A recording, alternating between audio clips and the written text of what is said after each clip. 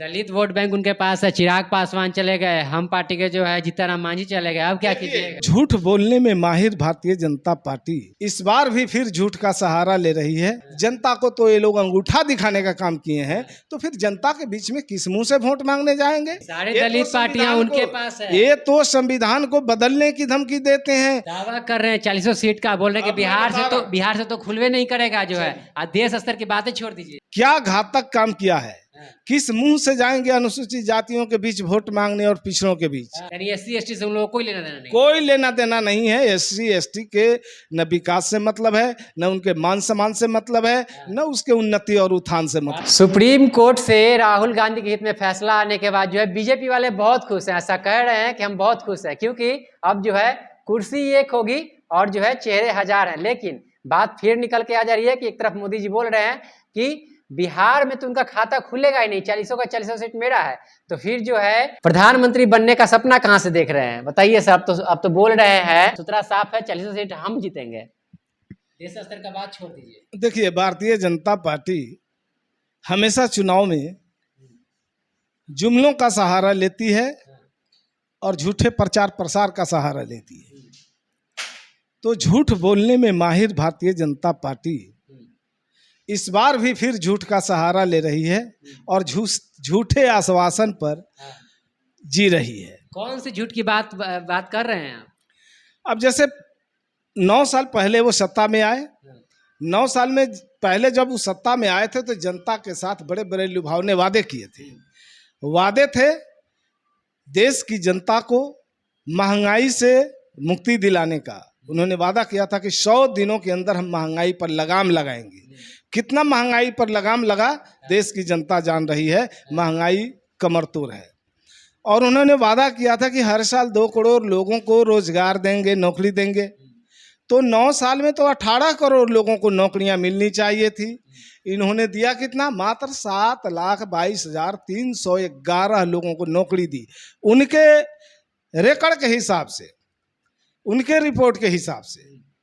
तो महंगाई के सवाल पर फेल, रोजगार के सवाल पर फिर इन्होंने कहा था कि बेटी बचाओ, बेटी पढ़ाओ, बेटी बढ़ाओ, इसका नारा दिया था। लेकिन आपने देखा कैसे महिलाओं के आबरू और उसके अस्मिता के रक्षा के सवाल पर, उनके आबरू पर जो हमला बोलने वाले ब्रजभूषण थे, उनको इन्होंने बचाने का काम किया। और बेटियां, पहलवान बेटियां हमेशा न्याय के लिए चिलचिलाती धूप में सड़क पर जलती रही, और उनको न्याय देने के बजाय वो जो है अपने पुलिस से बर्बर लाठियां उनके ऊपर बरसाने का काम किया। बेटियों को न्याय देने का काम नहीं किया।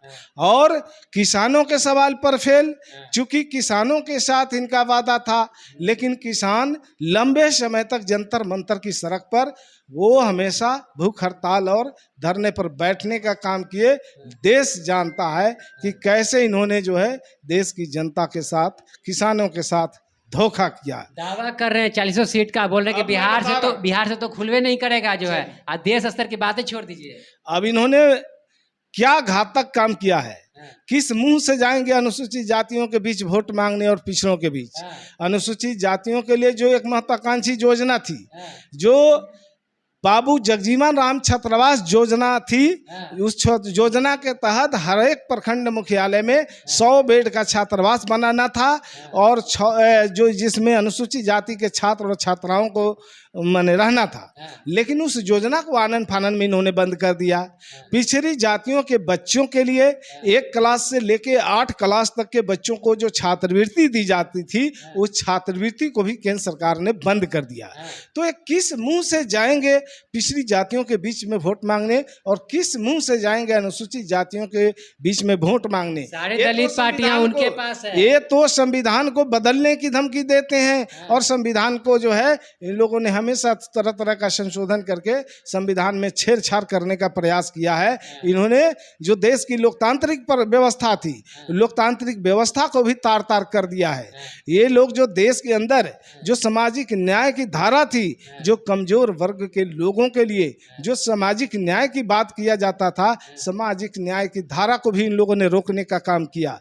तो ये किस मुंह से जाएंगे? किसी मुद्दे पर ये सक्सेस नहीं हुए, किसी मुद्दों पर ये सफल नहीं हुए हैं। जनता के वादों को इन्होंने पूरा करने के बजाय जनता को तो ये लोग अंगूठा दिखाने का काम किए हैं। तो फिर जनता के बीच में किस मुंह से वोट मांगने जाएंगे? दलित वोट बैंक उनके पास है, चिराग पासवान चले गए, हम पार्टी के जो है जीतनराम मांझी चले गए, अब क्या कीजिएगा? देश के अंदर सबसे बड़ी चुनौती है, देश में संविधान खतरे में है, लोकतांत्रिक प्रणाली खतरे में है, सामाजिक न्याय की धारा खतरे में है। जो इसको बचाना चाहते हैं वो इंडिया के साथ खड़े हैं, और जो इसको समाप्त करना चाहते हैं अपने व्यक्तिगत फायदों के लिए, वो लोग मोदी जी के साथ खड़े हैं। वैसे तो आप चिराग पासवान पे और जो है जीतनराम मांझी पे उंगली खड़ा कर रहे हैं। बिल्कुल खड़ा कर रहे हैं। वो लोग समाज हित की बात नहीं कर रहे हैं, सिर्फ अपना सीट कैसे मिले, अपने सीट को कैसे बचाया जाए, अपने जो है कैसे लाभ का पद वो ले, इसकी लड़ाई वो लड़ रहे हैं। और इसलिए जो है मोदी जी के गोद में चले गए ये लोग। यानी एससी एसटी से उन लोगों को कोई लेना देना नहीं, कोई लेना देना नहीं है। एससी एसटी के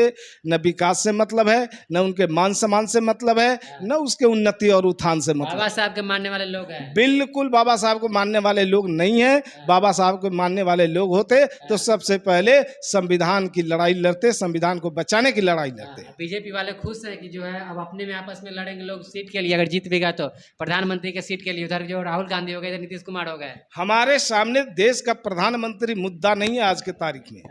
इंडिया के सामने मुद्दा है सबसे बड़ा कि कैसे 2024 में भाजपा मुक्त भारत बनाया जाए। ये इंडिया के सारे घटक दल हैं, सब लोगों की एक ही चाहत है, सब लोगों की एक ही मंशा है कि 2024 में भाजपा मुक्त भारत बने। और कौन बनेगा प्रधानमंत्री? चूंकि ये सिस्टम है प्रजातंत्र का, जनता सांसद को चुनती है और सांसद मिलकर प्रधानमंत्री का चुनाव करती है।